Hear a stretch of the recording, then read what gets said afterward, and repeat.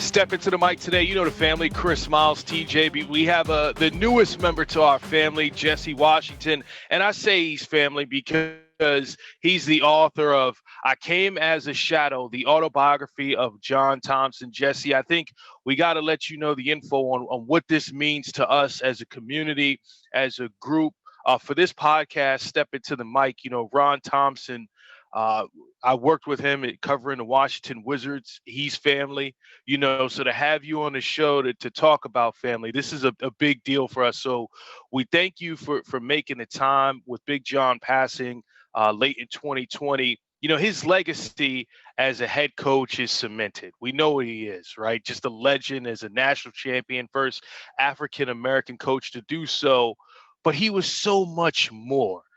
Can you explain how hard it was to try to encompass that and put that into a book that, here are the accomplishments, but that doesn't tell a story? It was tough, especially at the beginning. And I think it was tough for Coach too. And he knew that he wanted to tell his story, but how, where do you start? How do we get into it? These were some of the things that we wrestled with at the beginning. And a lot of people have asked me, did you feel pressure with the book? And the only pressure was at the beginning when you're setting out on this task and you're like, can I really do this man justice? Can I do his legacy justice? Like, that's a big responsibility. But once we got into it, basically the reason why we were able to go above and beyond just his success on the basketball court and get into the more of the meanings, because he told me straight from the jump, this is not a book about basketball. He's talking about all the things that are important to him beyond basketball, all the things about life, about education, about uplifting Black people, about his love for his community and his community's love for him. And he loved Washington, D.C., basically spent almost his entire life in the district. And so those are the things that were important to him. And that's why his book is about more than what he did on the court. I mean, TJ knows this, full disclosure. I'm originally a New York person, right? And we were joking about just the legacy of John Thompson. Like, everyone in D.C. knows how big he was at Georgetown as a D.C. guy. But when that movie Above the Rim came out and Kyle Watson hit the shot, he's like, I'm at Georgetown. It wasn't about being a pro. It was about being a player at Georgetown, and that legacy and how true it was to the culture in that time and what it encompassed in Allen Iverson. How big was that then? And did Coach Thompson know that he was such a father figure to an entire generation? He did know, and he felt that responsibility.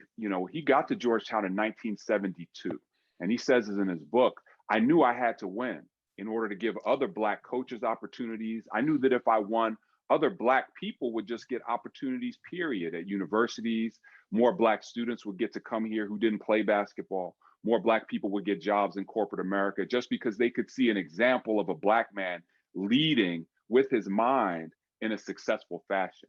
But what he represented to the culture was so important. And just with the AI, like Georgetown Hoyas basketball team almost broke the internet the other day because they re-released the kente cloth unis that Iverson wore. And Coach Thompson did that specifically. I mean, he put kente cloth on the uniform, bro. Plus they had the 11s. I mean, come on now. I've heard a rumor, or I've seen in the corners of the internet, that there are kente cloth Jordan 11s somewhere out there. So like, can you imagine what, but really the connection to the culture came before that. And in the early 80s, when Georgetown first got rolling and Pat Ewing came there, and they were right on the cusp of being one of the best teams in the country. And then Ewing got there, and it was curtains for everybody. But at that time, man, that's when hip hop was first developing. And so Georgetown really led the culture, because they set an archetype for the hip hop attitude. We on you, we in your face, pressure defense, but we about that business. We winning, we're disciplined, we're getting it done. We're not taking no prisoners. And Coach is very specific in his book. I was not going to apologize for anything. If you had a problem with what I was doing, I knew I was good. So that's your problem over there. Like, that whole attitude was hip hop. And we saw that, I'm a little older than y'all. We saw that and just absorb that into hip hop culture. Plus they had the ill Nikes, the gray and blue with the dunks with the Hoyas on the heel, man. That was gold in the hood. So, I mean, so much influence on the culture. It's amazing. So I got to ask, Jesse, you mentioned all of the iconic things about Georgetown and what made them so special. I'm intrigued just by the name and the title of your book. So, I came as a shadow. I'm already like, whoa, so break it down for us. What is the meaning behind the title? Thanks for asking, man. I mean, the title still gives me chills sometimes when I think about it. So, first of all, the idea for the title was suggested by Coach's daughter, Tiffany Thompson. She's the one who came up with it, but there is a story behind it. So, shout to Tiffany. Thank you for that. So we just finished talking about how Coach represented hip hop and was on you and aggressive and assertive and all that. But we're sitting around talking, for the book one day, and then he just launches into this poem and recites it. And the poem starts like this: I came as a shadow, I stand now a light. The depth of my darkness transfigures your night. And Coach went on and recited the whole poem. And I was like, whoa, okay. And this was relatively early in our discussion. So Coach, even though has this public perception, he's over here reciting poetry, like off the top of his head. That doesn't fit with the narrative of who John Thompson was. And as he read the poem to me, and then he said that his uncle Louis Grandison Alexander was a figure in the Harlem Renaissance, a contemporary of all of these type Harlem stand-up, a contemporary of Langston Hughes and Countee Cullen and all these people. And he had written that poem. And Coach Thompson said, my Uncle Louis was the first Black person I saw who was praised for using his mind. Because when Coach grew up in the 40s and 50s under Jim Crow segregation in Washington and segregation in his father's hometown of Southern Maryland, he didn't see anybody but athletes being celebrated for doing anything positive. It was Joe Louis, it was Jackie Robinson, but it was never someone who was a thinker. Coach said, I grew up in the Frederick Douglass projects, but didn't know who Frederick Douglass was. So when he saw this Black man being praised for intellectual accomplishments, it really stuck with him. And more than that, the poem is about how this shadow sort of transcends and uplifts everybody. And I was like, wait a minute, Coach, do you identify with that shadow? And he said, yeah, MFing right, I do. So that is where the title of the book comes from. I came as a shadow. That's right. That's fantastic. I'm sorry, Chris, let me just tighten up right here. So we know about the iconic, moments in Coach's career just from, from memory. We know about him walking off in protest of Proposition 48. We know and we've read about the stories with him having the face-to-face meeting, calling in Rayful Edmonds to say, to have a conversation with this, drug kingpin in the DC area. What is in this book outside of what you just talked about is a part of his history and his legacy that's equally as iconic that we don't know about? Man, thank you for asking, because Coach was very clear. He wanted people to know why he did the things he did and who influenced him. And in short, some of his primary and earliest influences were strong Black women, starting with his mother. I didn't know anything about his mother. His mother went to Dunbar in DC and went to college and got a degree as a teacher, but due to segregation could not teach and had to clean houses for a living. And she and his father, who could not read, Coach Thompson's father had to go to work from an early age down in Southern Maryland and never got to go to school and could not read or write. So these are his primary influences. But then when Coach Thompson was in the 5th grade, he had some sort of reading disability and he could not read. Now, his older sisters could read. His mom tried to help him read, but it was a disability. And he was expelled from his school because the nuns at his Catholic school thought that he was unteachable. So imagine someone as brilliant as John Thompson being thought of as, and this is the word they unfortunately use then, retarded. But he went to a public school in DC, and a teacher there by the name of Sametta Wallace Jackson said, oh, you're not stupid, you just can't read. Let's get you some help. And Coach said, she saved my life at that moment. So you have influences like Sametta Wallace Jackson, another Black woman, Dr. Anita Hughes, who supervised his master's degree program at the University of the District of Columbia. So yes, Coach John Thompson had a master's degree in counseling and guidance, which he will remind you. And so these are some of the influences. And he said, The way these women taught him how to interact with young people in a learning environment, the way they protected his feelings, the way they supervised him and taught him how to learn beyond what was in the book, though that had an influence on his coaching as much as some of the greatest basketball minds ever, like Red Arping and Dean Smith, who also were his mentors. But the foundation of who he was and what he did really came from Black women such as Sametta Wallace Jackson and Dr. Anita Hughes. I would be remiss if I didn't also mention Boys Club #2 in the district, which is where he grew up, and Jabbo Kenner, Mr. Henry Butler, and Julius Wyatt. These were his mentors also. This foundation of Blackness is what he got all of his work from. Yeah, can't wait to read so much more and get into detail and all of these facts about Coach Thompson. And something that it seems as if whenever we talk about his legacy and what he accomplished, we go straight to coaching. But he did win those 2 championships with the Celtics. He did play at Providence, where he led them in field goal percentage and scoring. I mean, let's throw some respect on his name as a player as well. Does he talk about that often, or is that just so much as part of his past and not as part of how he became a great coach? Because I just think that's when I found that out about him, I was an adult working in the business. I mean, Sure. all these years knowing him as a coach, but not knowing him as a player.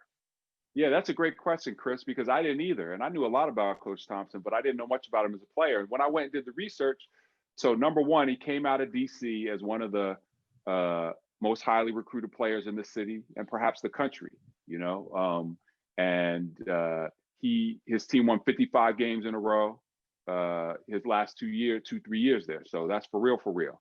Highly recruited, and then went to Providence, where in his senior year, they won a national championship. Back in those days, the NIT was the national championship. Won a national championship, and this man averaged 26 and 16, okay? All-American. Drafted for the Celtics. And so as I'm going over this, and Coach was he never really bragged about his basketball accomplishments, although in the Dapper Dan, which at that time was the national was equivalent to the McDonald's All-American game, he was like, hey, I had 26 points. Let's not forget. I gave him 26 in the Dapper Dan, and his Ronnie and them like the kid and be like, really, Pop, you sure? I don't know if you remember right. He'd be like, hey. He said Connie Hawkins came at halftime and scored 17, but I had 26. So when he went to the Celtics, he was a member of one of the greatest teams of all time, winners of I don't know how many championships in a row, right in the middle of that run. But it was funny when we started talking about it. He started saying, I was on the Celtics, but and he would sort of start grumbling. I was like trying to figure it out. It's like, what's up, Coach? He was like, I never got in the damn game. I was like, what are you talking about? He said, man, Bill Russell never came out. And I was like, oh. So here's the thing. Coach was one of the best players in the country in college. Coach was All-American, national champion, all-time leading scorer at Providence. But when he got to the Celtics, he was Bill Russell's backup. And back then, there wasn't no load management. When he said Bill Russell didn't come out the game, he meant that literally. If you look on the internet and see these stats, they went 7 games in the playoffs against Wilt Chamberlain and them. 7 games, Bill Russell played all but 1 minute, literally. So Coach was grumbling. I did look on the internet and I was like, Coach, man, the internet says your rookie year, you average 10 minutes a game, 5 points, 5 rebounds. He said, I don't care what the internet says. That's a damn lie. So, he's like 5 and 5 is not 26, man. So I think, but he accepted his role and he understood it. This was a championship team. He said, I was playing against the greatest winner in the history of basketball. He always said that Bill Russell had 11 rings for 10 fingers.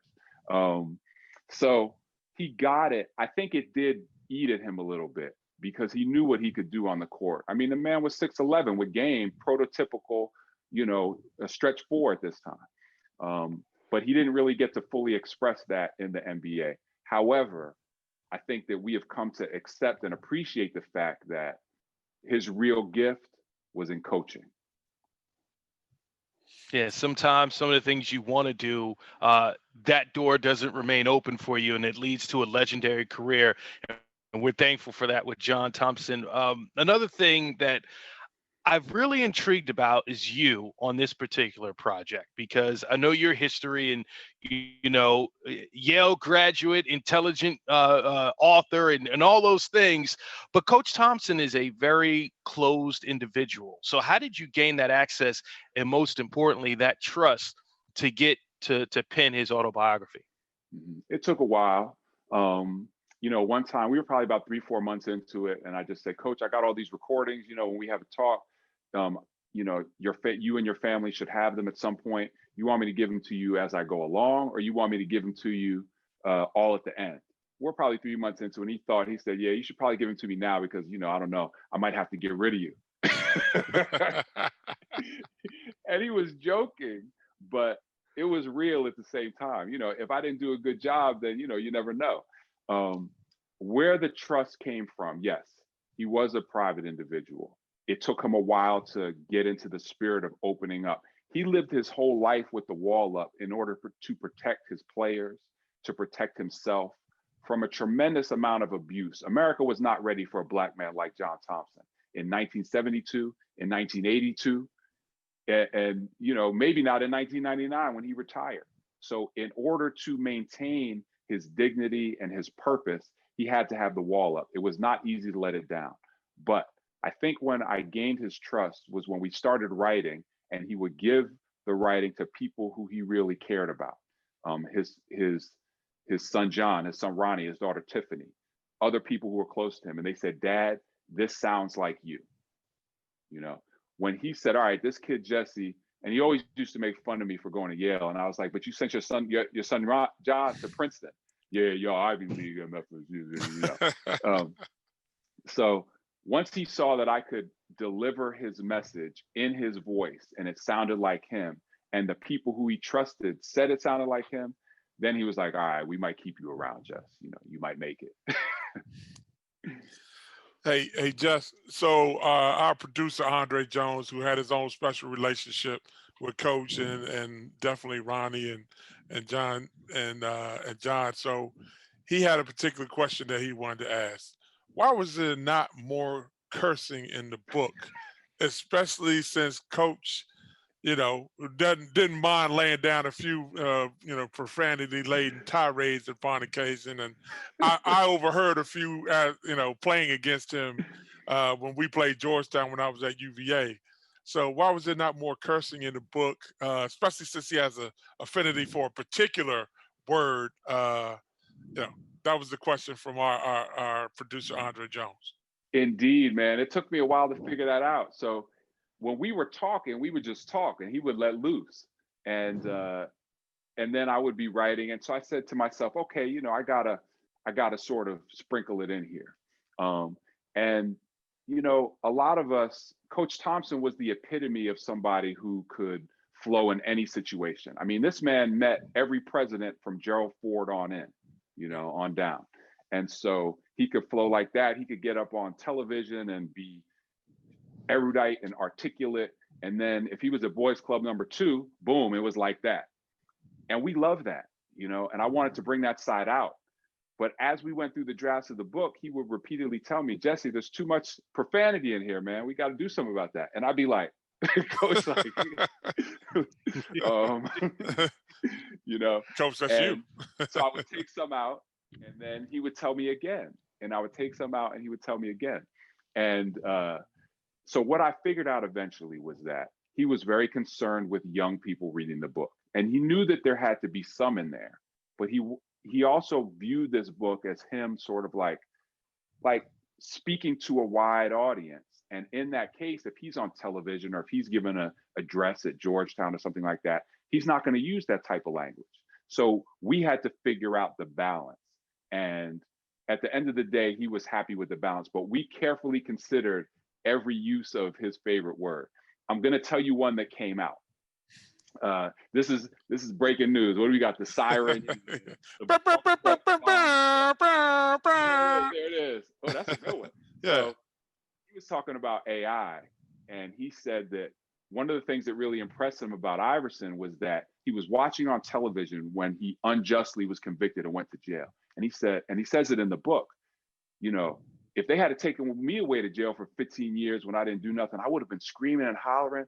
But Allen showed no type of emotion. He didn't complain. He just took it on the chin and had a very serious demeanor. He was like, and he said, man, I watched that and thought, what kind of cold MFer is this? so that's in the book. And at the very end of our process, when we're going along, and I think that they were too close together, because he also says in his book that the first time he met Allen Iverson, he gave him a speech about, if you come to Georgetown, XYZ. And he said later, Allen said, I never heard a man use MFer more than I did in that conversation. So I think there was too many in a close spot. So as far as what kind of cold MFer is this, Coach Thompson was like, yeah, why don't you take that one out, Jesse? So, but we still gave him the readers will know that he could use that word how and when he wanted to. So Jesse, when I think about Coach, you just touched on a few things. You touched on a lot of things, a lot of great things. I'm so intrigued to read this book. But when I think about Coach, he really is representative of DC basketball, right? So this is the heart and soul of DC. We go hard, we're in your face, this whole deal. So he's not scared to step out and walk off the court on a game about Proposition 48 and how it's unjust to African Americans and people of color. He's not scared to take on the challenges of a convicted, young man down in Portsmouth, Virginia, down in the Tidewater area, and bring him into Georgetown in the fold to wrap his arms around him and say, if nobody else is going to look out for you, we will. He's not scared to bring in a drug kingpin and have a conversation with this man face to face to talk about how you need to separate yourself from our program. But in the quiet parts of his mind, obviously he was concerned about a few things. Did you ever pick up something from Coach that, there is something that I do fear? Because from the outside, we just looks like he doesn't fear anything. But did you pick up anything in your conversations that this is something that I do fear? Doesn't sound like it's death. Doesn't sound like it's, was there anything that you got from that conversation? That's a great question. And I'm very hesitant. I'm going to answer it, although I'm hesitant to interpret Coach, because the whole reason why he wrote the book was so he could say, hey, this is who I am. He does mention in his book of being afraid of a few things or at certain moments. With Proposition 42, when he walked out, he says, I was scared. I was scared of what might happen because I didn't know it could bounce back on me some way. The school might be hurt. My players might lose an opportunity. So I think that if you read between the lines of the book and we interpret what Coach said about himself, is that one of the things that drove him was the fear that he would let his kids down, that he would bring a kid in and wouldn't be able to properly motivate him to get him to graduate. He knew that he carried a burden for Black people, and that, you know how it is, man. If one Black person messes up, that applies to all of us, all 48 million of us in the United States. He knew that. So I think that there were some fears of, I have to do this right. I have to win. I'm one of the first Black coaches at a predominantly white school. If I don't win, they're not going to give anybody else another chance. It's going to take a long time. If my kids mess up or get in the news, then they're going to look at all of us as not deserving these opportunities. I think those are the things that he was afraid of, but he harnessed that fear and used it to succeed. How much of that played into the Rayful Edmonds situation, in this sense that there's so much fact and fiction to this? Like, we know that the meeting happened, but just the motivation behind it. I mean, you're talking about 1988, in which, if you look at any crime statistic in Washington, D.C., they're calling it, the murder capital of the United States. So it's not as if, the head coach at Georgetown is someone that can't be harmed. Fact from fiction, how intense was that meeting between John Thompson and one of the most notorious drug dealers in one of the most notorious times in Washington, D.C.? Extremely tense. And Coach really captures it when he describes the meeting. His program could have crumbled. Think about how many people who hated John Thompson, who falsely portrayed him as this, that, and the third, wanted to see him go down and would use something like that to take him out. You know, your players are hanging out with a drug dealer, somebody like this who's got, you know, all these alleged crimes. Like, so he says in his book, it was extremely tense. There was a lot at stake, and he had to solve the problem, you know, and the number one reason he had to solve the problem was to help his kids, because these guys, you know, your future could be ruined. This is Alonzo Mourning we're talking about. Like, what if Alonzo had gotten caught up a little bit too much? We would never have the great humanitarian and NBA champion. I mean, Alonzo has helped a lot of lives beyond what he's done on the basketball court. So I think it was extremely tense. But at the same time, Coach was ready. I mean, you know, he had been through the fire, and this is, you know, in a lot of ways, that was the moment he was made for. And I'm going to let the readers separate fact from fiction in terms of the legend of what he did. What he didn't do is threaten this man, because he was too smart to threaten somebody like Rayful Edmond. But it was such a profound statement of who Coach was, how he approached his problems, how he would step in front of a bullet for his kids. You know, I hope everybody gets as much out of the story as I did. Yeah, and that's a fact. And it created this mythical creature that in fiction we saw in that movie Above the Rim, as far as John Thompson representing a kid getting out of that kind of situation. Who else is he going to play for other than John Thompson at Georgetown? You know, it's just full circle. His legacy, it's just going to live on for a long time, especially with everyone being able to hear his words in his books. Right, Ted? Absolutely, absolutely. You know, the iconic figure that he has been. You know, he challenged himself in the greatest high school conference in the country, coming out of Carroll High School. You know, he goes on to win a NIT championship or national championship at the time. Chris knows, Jesse, that was a little bit of a shot because I played in that same conference, and I'm throwing jabs at the New York City, the New York Hey, City folks on here. So, you know, but no, not, you know, Chris is absolutely right. You know, this guy is deserving of all praise. That I'm sure your book lauds, and you know what, I'm just so excited that it's being captured by another brother, and it's going to be done, giving him justice. You know, Thanks, man. And let's give Coach a little bit of district props. This is something that he mentioned a couple of times in the course of writing the book, and it's in there. He said, I'm not sure how many other people in the great history of DC have won championships in junior high school, college, NBA, Olympics, and an NCAA championship. I mean, come on now, think about that. It's only him, because he's the only one. Yeah. We don't have to look into that. We know that as a fact. That's one too many things to accomplish for anyone else to be on that list. I Came as a Shadow, the autobiography of John Thompson, written by Jesse Washington. We appreciate you stepping to the mic, and I got to get one of those T-shirts, man. I see what you're rocking. In Harlem, bro. I got this in Harlem, fam. So it's in your neighborhood. Yeah, you got a Harlem guy behind you too, and John Carlos. Many people don't know that about him, but Jesse Washington, we appreciate your time, and we appreciate you taking the effort to go through this and write this book. Thanks, man. And I would be remiss if I didn't say thank you on behalf of Coach Thompson. And he's looking down right now at young brothers such as you guys, accomplishing things, doing things intellectually, succeeding with your minds. He's very proud of y'all, and he's proud to have his book represented on your podcast. Thank you.